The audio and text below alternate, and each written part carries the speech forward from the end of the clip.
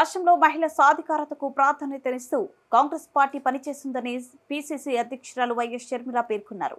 Kadapa parliament పరిధిలో 2వ విడత ఎన్నికల ప్రచారాన్ని ఆమె ప్రారంభించారు. బద్వేలు నియోజకవర్గం కాసినాయన మండలంలోని వడ్డమానులో ఆమె మాట్లాడుతూ ప్రజాస్వామ్య పరిరక్షణకు కాంగ్రెస్ పార్టీ కృషి చేస్తుందన్నారు. మహిళలకు ఉచిత బస్సు ప్రయాణం అందుబాటులోకి తీసుకొస్తామన్నారు.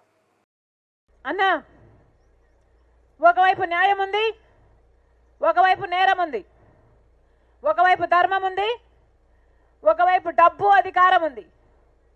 మీరు ఏ వైపు నిర్ణయించుకోవాల్సిన సమయం వచ్చింది.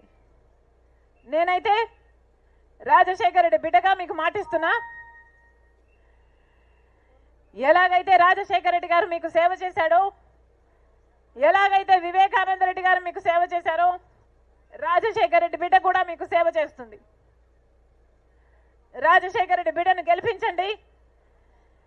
రాజశేఖర రెడ్డి బిడ్డ మీ బిడ్డ అవుతుంది, మీ బలం అవుతుంది. రాజశేఖర రెడ్డి బిడ్డను గెలిపించండి. ఇక్కడే బతుకుతుంది, ఈ గడ్డకు ఈ బిడ్డలకు తన జీవితాన్ని అంకితం చేస్తుంది.